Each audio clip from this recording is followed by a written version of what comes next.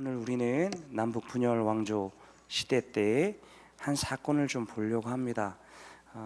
우리 오늘 외웠던 그 통성경 노래로 치면 어느 정도에 위치하냐면 하나님의 마음 열방을 향한 꿈 만나 세대 신앙 계승 천년 모범 마음과 지혜 사랑해 줄 사명해 줄 딱 여기입니다.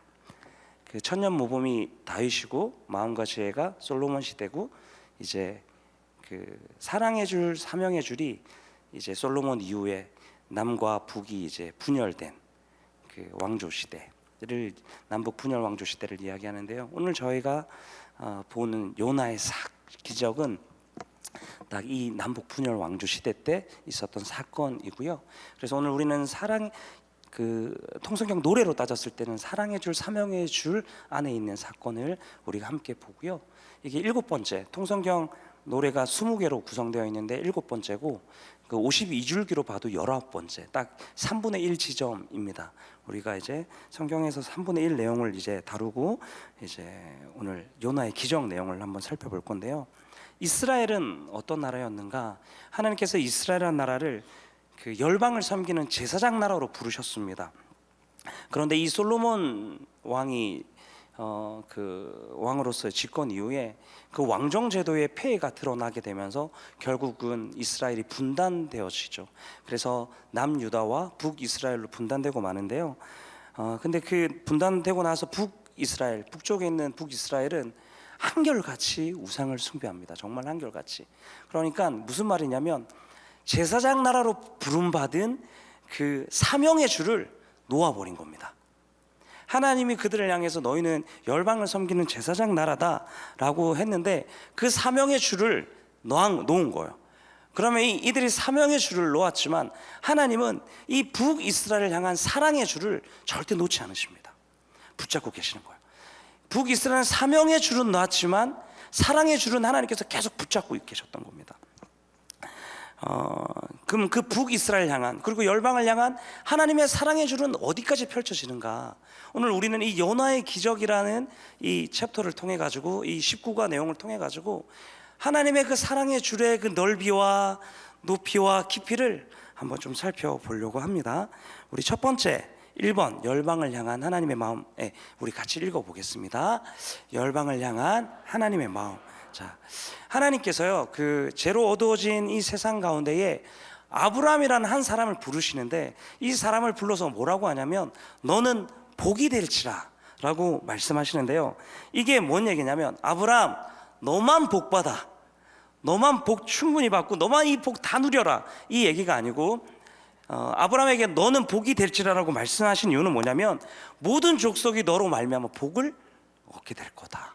이 얘기로 너는 복이 될지라, 복의 근원이 될 것이라고 이야기를 해주시는 것입니다. 그러니까 아브라함을 통해서 열방에 복이 흘러가게 될 것이다. 이 아브라함에게만 이야기하냐?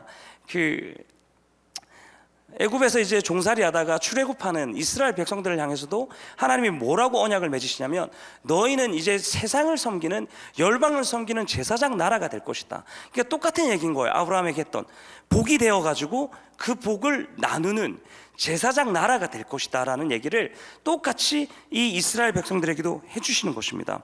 그러니까 이처럼 하나님께서 이 이스라엘 백성을 세상을 향한 복의 통로, 복의 근원으로 부르시는데 이거는 이스라엘 백성들을 향한 특권이 아니라 사명이었습니다. 사명. 그런데 이스라엘은요 우상 숭배를 하면 할수록 하나님이 허락하신 그 사명에 대한 의식은요 계속해서 흐려져 가고요, 그 하나님이 우리에게 주시는 그 사랑은요 독점하고 싶어하는 겁니다. 자기들만. 하나님이 그들을 향해서 사명의식을 계속해서 부어주시는데 그 사명의식은 우상숭배 때문에 흐려져 가고 그 하나님이 부어주신 사랑만 독차지하고 독점하고 누리려고 했던 것입니다. 그러니까 어떤 게 생기냐면 하나님 앞에서 특권의식, 선민의식이 막 생기는 거예요. 그러니까 우린 특별해, 우린 절대 안 망해, 하나님 나에게만 복 주시는 거야, 하나님 무조건 내 편이야, 이런 선민의식과 특권의식에 사로잡혀서 살기 시작했던 것입니다. 특별히 이 분단된 이후에 이스라엘이 북이스라엘에 그 특권 의식이 그 어느 때보다 짙어지던 시대가 언제냐면 여로보암 2세 때입니다. 이때가 정치 경제적으로 이 북이스라엘이 굉장히 발전하고 번영할 때거든요. 그러니까 하나님이 얼마나 자기들에게 복 주시는지 착각했겠습니까? 우상을 매일 숭배하는데도 나라가 잘 되는 거예요. 그러니까 하나님 내 편이지, 우리는 이렇게 특별한 거야, 하나님 우리에게 이렇게 막 우리를 지지하시는 거야, 이런 식의 선민의식이 굉장히 강할 때였던 것이죠. 착각하고 있을 때입니다. 이 시기에 요나 선지자가 북이스라엘에 살았습니다. 이때 요나가 북이스라엘에 살면서, 요나는 우리가 잘 알기로 아수르의 수도인 니느웨에 가서만 우리가 그 사역을 한 걸로 이해하지만, 열왕기하에 보면 이런 말씀이 있습니다. 14장 25절을 우리 함께 읽어보겠습니다. 함께 읽습니다. 이스라엘 영토를 회복하되 하맛 어귀에서부터 아라바 바다까지 하였으니, 그러니까 요나가요 북이스라엘 향한 예언도 했던 사람입니다. 근데 어떤 예언을 하냐면 북이스라엘의 번영을 예언하는 거예요. 너희가 옛날에 누렸던 그 복을 또 누리게 될 거야. 너의 영토가 확장될 거야. 그러니까 어찌 보면 요나는요 이스라엘의 번영을 지지하던 민족주의자입니다, 이 사람은. 그런데 이런 요나에게, 그 이스라엘의 번영을 지지하던 이 요나에게 하나님이 뭘 얘기하냐면, 야, 너 원수의 나라인 니느웨, 아수르의 수도인 니느웨로 가서 그들을 위해 선교해라, 이 얘기를 하는 거예요. 근데 말이 안 되잖아요. 북이스라엘의 번영을 선포하는 일을 계속하는 게 아니라 다른 데도 아니고 하나님을 섬기지 않는 이방 나라, 그 아수르를 하나님이 구원하신다라고 가서 이야기하라는 거예요. 당시 북이스라엘 사람들은요, 하나님은 누구의 하나님이에요? 자기들만의 하나님이에요. 이 선민의식이 굉장히 가득 차 있었거든요. 그러니까 자기들만의 하나님인 거예요. 원수 아수르에 대해서는 하나님이 심판해야 된다고 생각했습니다. 그러니까 이게 정의라고 생각한 거예요. 하나님 우리에게만 복 주시고 이방 나라는 심판하셔야 된다, 이게 그들에게 정의였어요. 그런데 하나님이 뭐라고 얘기하시는 거예요? 요나에게 아수르를 위해서 가서 선교해라, 아수르를 내가 구원할 거다. 이걸 듣는데 요나가 얼마나 불편했겠습니까? 그리고 요나가 특별히 북이스라엘의 번영을 예언했던 민족주의자이기도 된 거예요. 그러니까 얼마나 불편하겠습니까? 이게 너무너무 불편했던 거예요. 근데 이런 걸 보면 참 요나가 하나님의 선지자라고 하면서 이런 모양새를 비추는 걸 보면 참 속 좁아 보이고 요나가 되게 형편없어 보입니다. 그런데요, 이런 요나의 모습이 우리에게도 얼마나 많이 나타나는지 모릅니다. 우리도요 하나님이 나를 사랑하시는 걸 믿습니다. 그런데 하나님이 내가 싫어하는 사람, 내가 너무너무 불편해하는 사람도 사랑하신다? 예를 들어서 나를 그렇게 괴롭히는 직장 상사, 내 일터에 나를 너무너무 갈구고 있는, 나를 정말 내 그 뼈를 마르게 하는 그 직장 상사를 하나님이 사랑하신다? 그리고 내가 그렇게 미워하는 그 놈도 하나님이 사랑하신다? 와. 그리고 내가 지독실에 싫어하는 그 사람마저 하나님이 사랑하신다? 이러면요 아멘이 안 나옵니다. 아멘이 안 나오죠. 나올 리가 없습니다. 어떻게 그게 아멘이 나오겠습니까? 저놈은 제거 대상인데 어떻게 사랑의 대상이 될 수 있어? 그런데 하나님의 사랑은요 단 한 번도 바뀐 적이 없으신 거예요. 창세기부터 요한계시록에 이르기까지 하나님의 사랑의 대상은 항상 모든 민족이었습니다. 열방이었던 거예요. 누구도 여기서 죄되는 사람이 없습니다. 외모가 어떻든 키가 어떻든 얼마나 이 사회적인 성취를 이뤘든 얼마나 많이 가졌든 이거 전혀 관계없습니다. 하나님의 사랑의 대상은 항상 모든 민족이었던 거예요. 그러니까 그럼에도 불구하고 이스라엘을 먼저 택한 것은 그들이 특별해서가 아니라 그들을 복의 통로, 하나님의 그 사랑의 통로로 하나님이 부르신 것인 거죠. 하나님의 사랑을 독점하라고 부르신 게 아닙니다. 그런데 하나님의 사랑을 독점하려고 이 이스라엘이 애를 써왔던 것입니다. 사랑은 여러분 우리가 잘 기억해야 됩니다. 하나님의 사랑은요 강물과 같아요. 그래서요 인간이 아무리 댐을 쌓고 그리고 울타리를 계속해서 쳐도요 하나님의 사랑은요 그거를 다 터뜨려 가지고요 골짜기를 적시고 메마른 땅을 반드시 적시는 게 하나님의 사랑입니다. 또 하나님의 사랑은요 거대한 나무와도 같습니다. 뿌리는 이스라엘에 내렸지만 사실 그 가지는요 열방을 향해서 계속해서 뻗어가는 것입니다. 아무리 사람들이 그 가지를 잘라내고 하나님이 계획하신 것들을 막 막으려고 해도요, 하나님의 그 구원의 그늘은요 온 세상을 반드시 덮게 되어 있습니다. 그리고 뿐만 아니라 하나님의 사랑은 등불과도 같습니다. 이스라엘의 땅 한 구석에, 작은 한 구석에 있는 그런 등불에 불과한 것 같지만 하나님의 사랑은요 그 빛은 절대 꺼지지 않고 어두운 이방까지 밝히는 것입니다. 그리고요 그 구원의 빛은요 어떤 힘을 다해도요 절대로 감출 수가 없습니다. 반드시 이방을 향해서도 비춰지게 되어 있는 것입니다. 그렇게 하나님의 사랑은요 이스라엘의 경계를 넘어서 열방으로, 그리고 어떤 사상과 이념을 넘어서 모든 사람에게, 그리고 창세를 넘어 지금 이 시대까지도 멈추지 않고 부어지고 있는 것입니다. 이것이 하나님의 사랑인 것입니다. 이 하나님의 마음이 우리에게 부어지기를 원합니다. 우리 두 번째, 선지자 요나와 물고기 뱃속 3일, 이거를 한번 좀 살펴보기를 원하는데요, 그 열방을 계속 향해서 이렇게 뻗어져가는 하나님의 이 마음을 이 요나가 알고 나서 도무지 받아들일 수 없는 거예요. 너무 불편해요. 그래서 결국은 뭘 선택합니까? 니느웨의 방향으로 가지 않고 그 반대 방향인 다시스 행배를 타 버리는 것입니다. 그 배를 타고 하나님의 그늘을 피해 도망가는 거예요.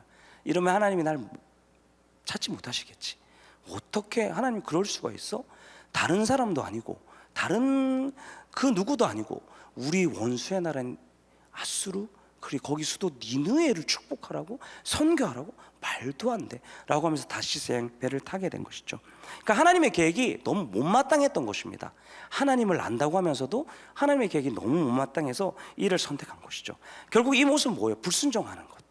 요나의 모습이 딱 불순종하는 거잖아요. 이런 불순종하는 요나를 하나님이 어떻게 하시는가?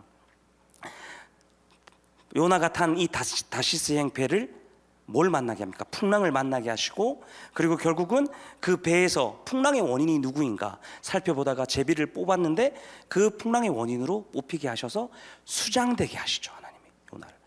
그래서 그 죽음의 순간에 어떻게 됩니까? 요나가 물에 수장되어져서 죽음의 그 순간 하나님께서 요나를 큰 물고기 뱃속에 3일 동안 가두시고, 그리고 그 물고기 뱃속에 3일 동안 갇혀 있다가 회개한 요나를 하나님께서 다시금 살리시는 사건이 바로 이 요나서에 나오는 사건인 것입니다. 요나의 기적.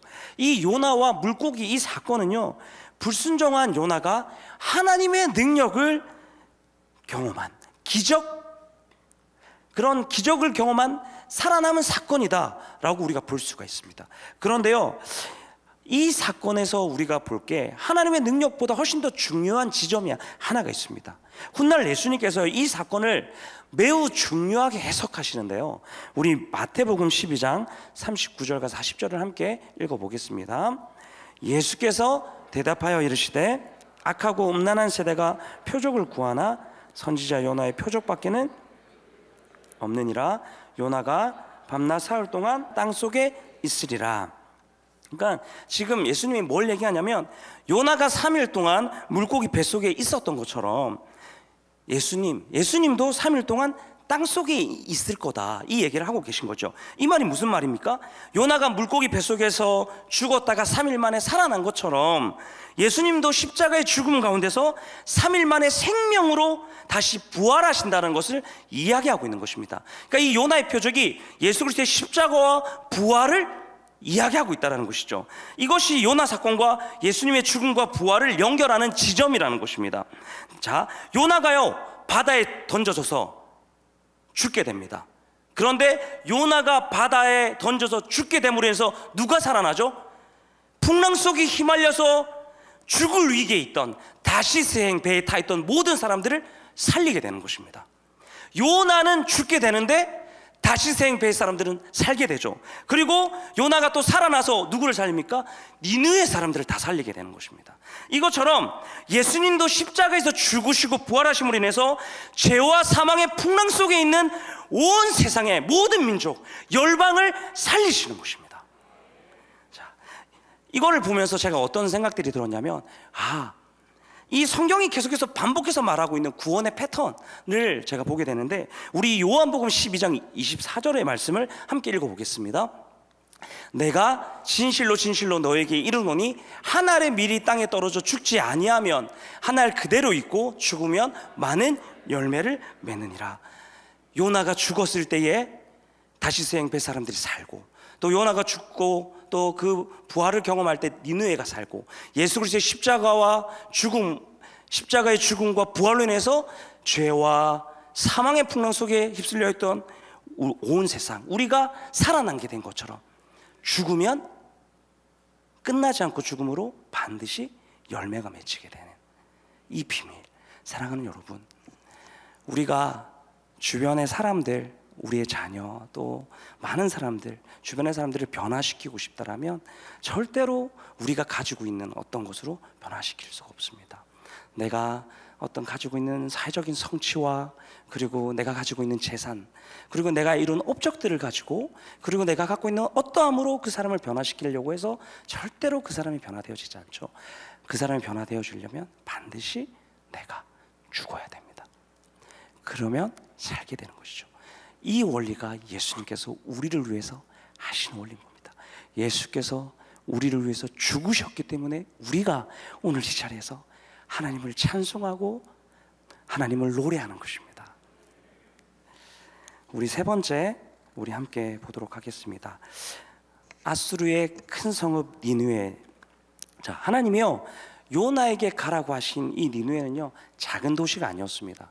우리 요나 3장 3절을 한번 보겠습니다. 요나서 함께 읽습니다. 요나가 여호와의 말씀대로 일어나서 니느웨로 가니라.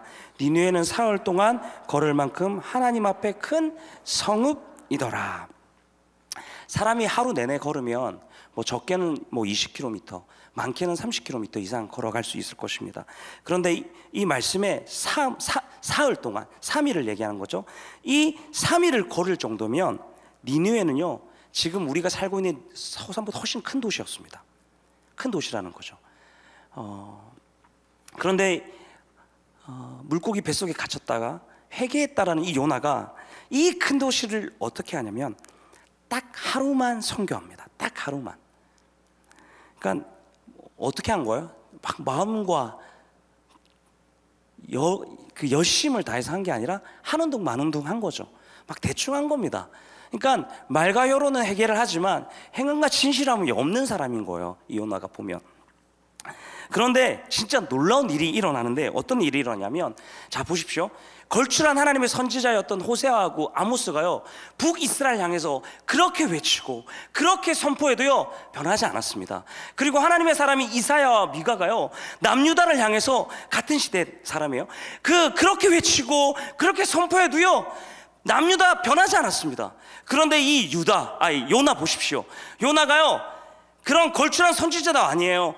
자기 민족의 번영만을 외치던 민족주의자와 같은 이런 요나, 게다가 하나님이 말씀하신 것들을 순종한 게 아니라 불순종하다가 겨우 어떻게 하다가 죽다 살아나가지고 가가지고 대충 했어요. 그랬는데 어떻게 됩니까? 놀라운 일이 일어나는 거예요. 요나의 무성의한, 아주 성의 없는 선교였는데 왕행부터 시작해가지고 백성에 이르기까지 모두가 금식하면서 회개해버리는 거예요. 이걸 보면서 참 어떤 생각들이 드냐면, 전하는 자의 태도보다 정말 중요한 거는 우리에게 구원을 베푸시고자 하는 하나님의 마음이 정말 중요하구나. 때로는 여러분 우리의 상태와 우리의 상황들 한번 보시면, 우리가요 아무리 은혜를 받고 담대하게 나가도요 우리의 상태가 항상 이렇게 오르지 않잖아요.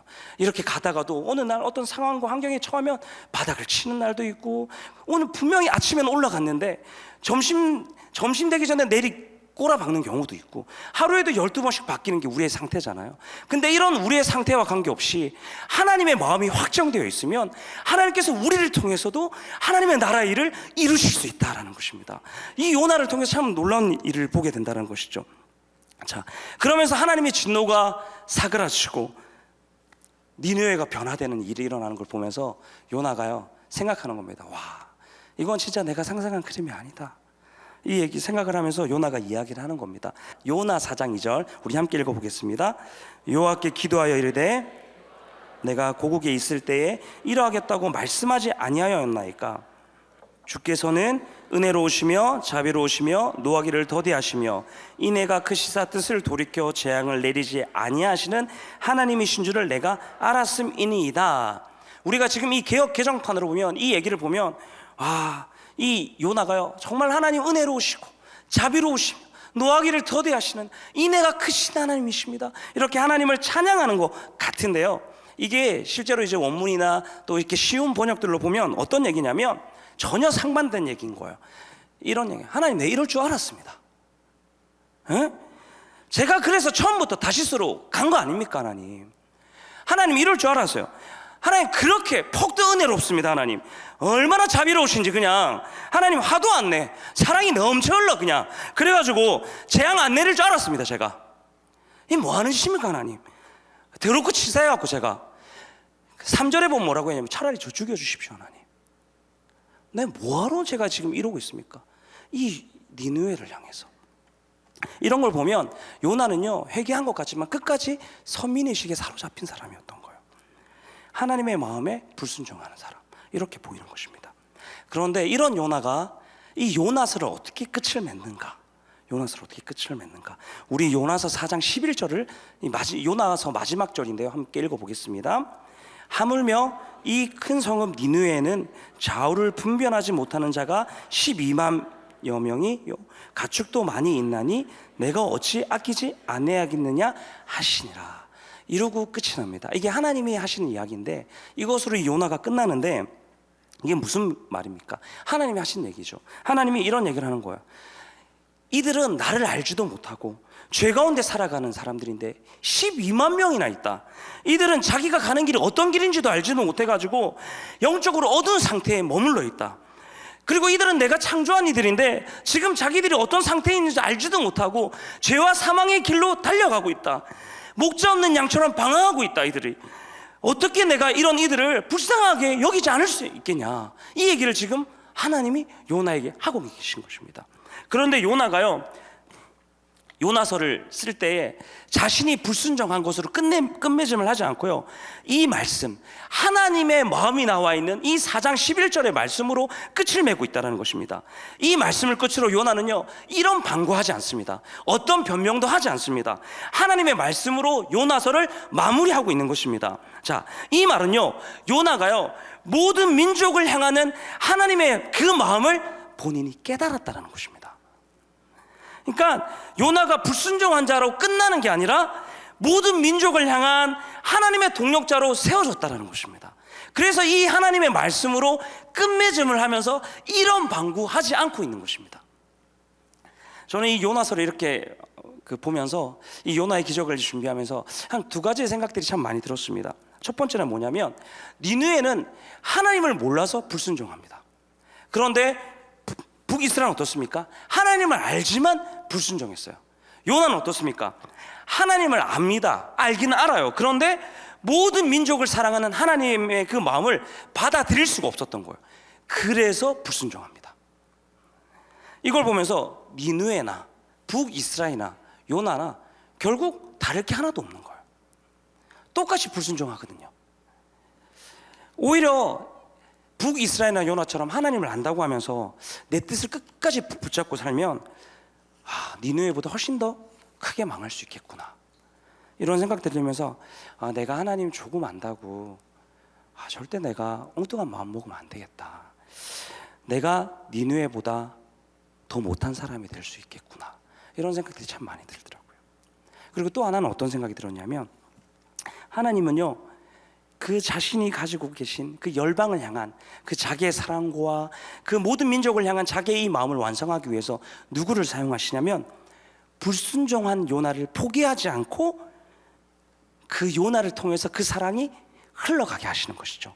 그래서 니느웨를 살립니다. 근데 니느웨가 어떤 곳입니까? 요나가 싫어하는, 요나가 불편해하는 지역인 것입니다.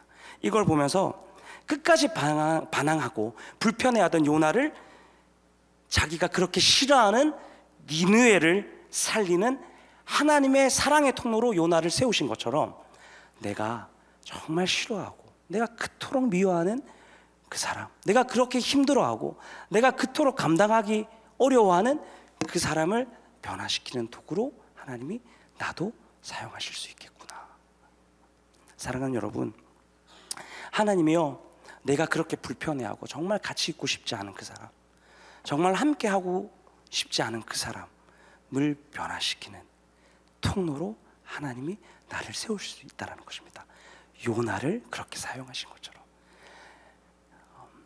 하늘의 밀알이 땅에 떨어져 죽으면 반드시 많은 열매를 맺게 되는 것입니다. 우리가 이 시간 좀 같이 찬양했으면 좋겠습니다. 이 하나님의 마음을 기억하면서 우리 그 하나님의 마음이 정말 내 안에 있었으면 좋겠다. 하나님, 저도 북이스라엘과 같이 요나와 같이 하나님을 안다고 하면서도 참 불순종하고 하나님을 쫓지 아니하고 거짓된 삶을 살아갈 때가 너무 많은데, 이런 우리도 하나님이 사용하셔서 내가 그토록 싫어하는 그 사람, 내가 그토록 불편하는 그 사람을 변화시킬 수 있다라면, 하나님, 저도 이제 그 주님의 마음을 알기를 원합니다 라는 마음으로 우리가 이 시간 함께 찬양하기를 원합니다.